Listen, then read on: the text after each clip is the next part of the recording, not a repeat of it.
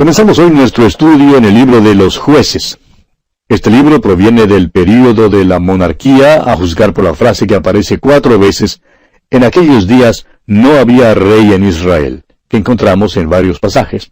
Por ejemplo, en el capítulo 17, versículo 6, en el capítulo 18, versículo 1, en el capítulo 19, versículo 1, y también en el capítulo 21, versículo 25. Probablemente fue escrito por Samuel, aunque no se ha comprobado definitivamente cuál fue el escritor de este libro de los Jueces. El versículo clave en este libro es el versículo 25 del capítulo 21, que dice: en estos días no había rey en Israel, cada uno hacía lo que bien le parecía. El tema que tenemos en este libro de los Jueces es el tema de la apostasía y la admirable gracia de Dios en recobrar y restaurar. Ahora, en cuanto al propósito, el libro de los Jueces es una filosofía de la historia. Allá en Proverbios capítulo 14, versículo 34 leemos: la justicia engrandece a la nación, mas el pecado es afrenta de las naciones. Históricamente, este libro relata la historia de la nación de Israel desde la muerte de Josué hasta Samuel, último de los jueces y primero de los profetas. Llena el vacío entre Josué y el principio de la monarquía. No había un líder que tomara el lugar de Josué de la manera en que él había tomado el lugar de Moisés. Este fue el período de prueba de la teocracia después que entraron en la tierra prometida. Ahora, moralmente es el tiempo de la decadencia profunda de los israelitas al apartarse ellos del líder no visible y al descender hasta el nivel bajo de las palabras que ya mencionamos: en aquellos días no había rey en Israel, cada uno hacía lo que bien le parecía. Esta debiera haber sido una época de gran progreso, pero en cambio fue un tiempo oscuro de repetidos fracasos. El ciclo de la historia de Israel comienza con la nación sirviendo a Dios. Luego da ciertos pasos hacia abajo. Los israelitas hicieron lo malo ante los ojos de Jehová y sirvieron a los Baales, como dice en el capítulo 2, versículo 11. Abandonaron al Señor y luego, ¿qué sucedió? Sirvieron a Baal y a Astoret. El furor del Señor se encendió contra los israelitas. Los entregó en mano de sus enemigos. Israel entró entonces en un período de servidumbre. Pero muy pronto Israel imploró a su Dios, estando en su condición triste y en gran apuro. Volvieron a Dios y se arrepintieron. Dios oyó sus clamores y levantó a algunos de los jueces, quienes libertaron a Israel. Y de nuevo la nación sirvió a Dios. Pero pronto se repitió la misma historia. Los hijos de Israel hicieron lo malo, abandonaron a Dios, siguieron su propio camino, fueron vendidos a la esclavitud, entraron en un período de servidumbre, clamaron a Dios en su aprieto y volvieron a Él. Se levantaron jueces y los israelitas fueron libertados. La nación empezó a servir nuevamente a Dios y una vez más se encontraron en lo alto del ciclo.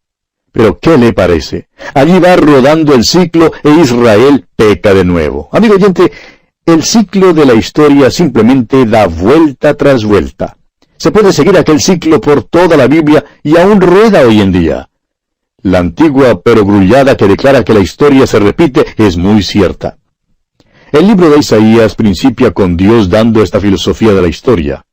Isaías bosquejó los 3 pasos que conducen a la ruina o a la caída de las naciones, y son, primero, la apostasía religiosa. En segundo lugar, la decadencia moral. Y en tercer término, la anarquía política, la cual es la etapa final de cualquier nación. Y a través de toda la historia, amigo oyente, estos pasos han causado la ruina de muchas naciones. Si usted desea saber cuán al día está el libro de los Jueces, escuche estas palabras del general Douglas MacArthur en cuanto a los Estados Unidos. Él dijo: en esta hora de tanta conmoción, cuando el deterioro moral del poder político extiende su corrupción creciente de costumbres, es esencial que se movilice toda fuerza espiritual para defender y preservar la base religiosa sobre la cual esta nación fue fundada. Porque es esa base la que ha sido el impulso para nuestro crecimiento moral y nacional. Y continúa el general MacArthur diciendo: la historia no registra precedente particular alguno en el cual las naciones sujetas a la decadencia moral no hayan pasado a una decadencia política y económica. O bien ha habido un despertamiento espiritual para superar nuevamente la caída moral, o bien un deterioro progresivo, el cual conduce a un final desastre nacional. Hasta aquí las palabras del general MacArthur. Como usted ve, amigo oyente, el libro de los jueces está al día. La Biblia de Scofield, con referencias, da como tema el libro de los jueces, derrota y liberación. Y esto es muy apropiado. Sin embargo, hay otro aspecto en el cual este libro pone énfasis y es la desilusión. Los israelitas entraron en la tierra prometida con grandes aspiraciones y expectativas exuberantes. Es de esperar que estos, que fueron librados de Egipto, guiados por el desierto, traídos a la tierra con tal demostración de poder y dirección de Dios, lograran un alto nivel de vida y una victoria en la tierra prometida. Pero no sucedió así, amigo oyente. Fracasaron en forma estruendosa y sufrieron miserablemente con una derrota tras otra. Dios constituyó a jueces para libertar a su pueblo cuando apostató y clamó a Jehová en su miseria. Estos jueces gobernaron entre el tiempo de Josué y Samuel. El libro toma su nombre de estos hombres a quienes Dios levantó. Los jueces ejercieron su ministerio en su mayor parte en un área local y limitada. Todos los jueces eran en sí limitados en sus capacidades. El hecho es que cada uno tenía algún defecto y sufría de alguna inhabilidad que no le era un impedimento, sino que llegó a ser un elemento positivo de buen éxito bajo la soberana dirección de Dios. Ninguno de ellos era líder nacional que llamara la atención a toda la nación, como habían llamado la atención Moisés y Josué. El relato no es continuo, sino más bien irregular acerca de un juez local en una parte limitada de la nación. Bien, y después de esta mirada panorámica al libro de los jueces, comencemos con el capítulo 1. El capítulo 1 nos presenta los hechos de Judá y Simeón, la justa recompensa de Adoni-Bezek, la toma de Jerusalén y Hebrón. Otoniel recibe a Axa, los hechos de Benjamín y los hechos de José y de las otras tribus.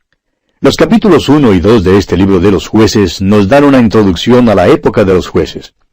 Se hace mención de 9 de las 12 tribus y su fracaso al no ganar una victoria completa en expulsar al enemigo. Las 3 tribus no mencionadas son Rubén, Isaacar y Gad. Y llegamos a la conclusión de que ellos fracasaron de la misma manera. Cada tribu enfrentó a un enemigo particular. La nación entera nunca combatió a un solo enemigo. La debilidad de las tribus se revela en el versículo 3, donde Judá pidió a Simeón que le ayudara en su situación local. Veamos en primer lugar la condición de Israel después de la muerte de Josué. Leamos el primer versículo de este capítulo 1 de los jueces. Aconteció después de la muerte de Josué, que los hijos de Israel consultaron a Jehová diciendo, ¿quién de nosotros subirá primero a pelear contra los cananeos? La debilidad de las tribus se revela en la palabra subirá. Preguntaron al Señor lo que debían hacer y quién subiría por ellos contra los cananeos.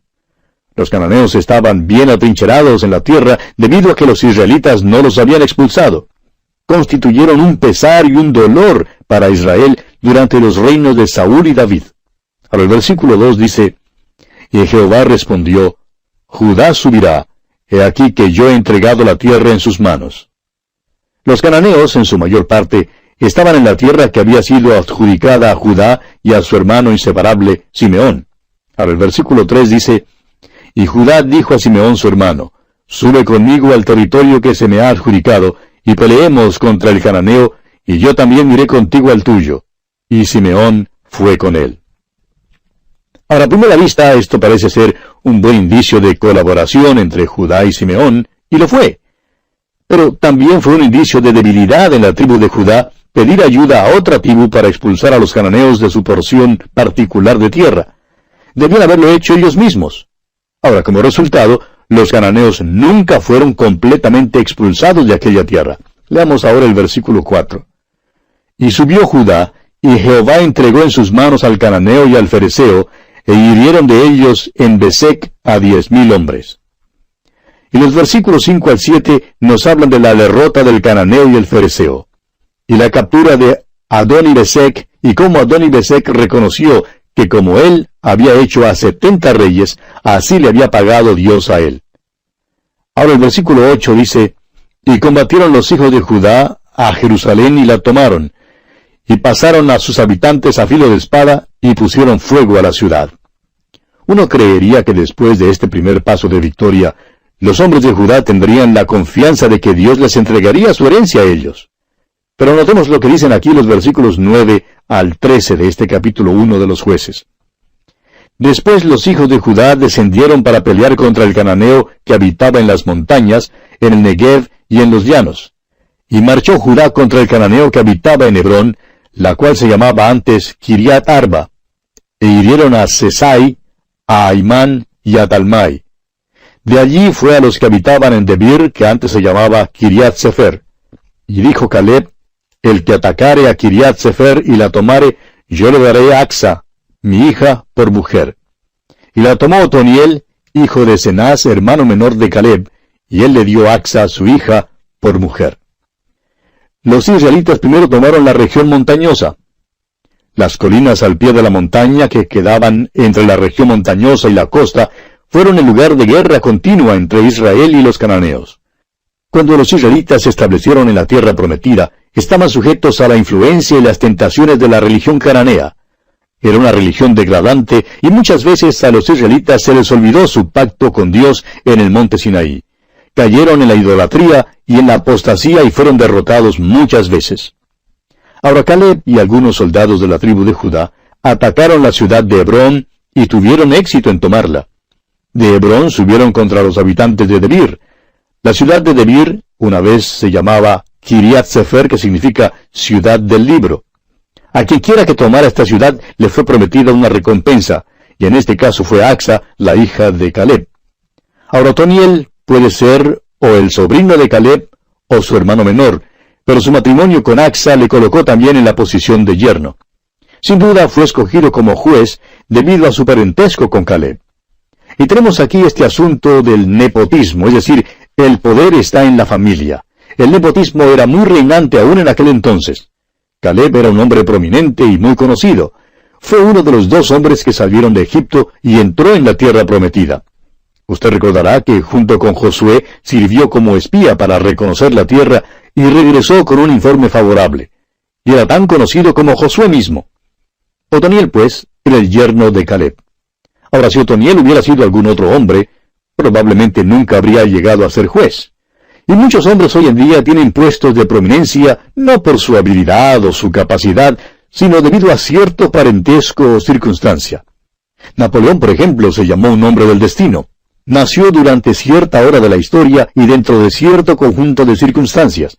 Llegó a ser prominente a causa del tiempo en el cual nació. Si hubiera vivido hace 50 años, nadie jamás le habría conocido.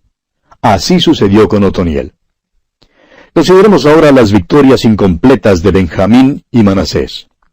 9 de las 12 tribus que son mencionadas en este capítulo se citan con respecto a fracaso. Hemos mirado ya las tribus de Judá y Simeón, y ahora vamos a considerar las de Benjamín y de Manasés. El fracaso es algo que persistía en cada una de las tribus. Leamos el versículo 21 de este capítulo 1 de Jueces, y luego pasaremos al versículo 27 y leeremos hasta el versículo 30. El versículo 21 de este capítulo 1 de Josué dice: Mas al Jebuseo que habitaba en Jerusalén no lo arrojaron los hijos de Benjamín, y el Jebuseo habitó con los hijos de Benjamín en Jerusalén hasta hoy. Es decir, hasta el día en que fue escrito el libro de los Jueces. Pasando ahora al versículo 27, leamos hasta el versículo 30. Tampoco Manasés arrojó a los de Bet-Seán, ni a los de sus aldeas, ni a los de Taanac y sus aldeas, ni a los de Dor y sus aldeas, ni a los habitantes de Ibleam y sus aldeas, ni a los que habitan en Megiddo y en sus aldeas, y el cananeo persistía en habitar en aquella tierra. Pero cuando Israel se sintió fuerte, hizo al cananeo tributario, mas no lo arrojó.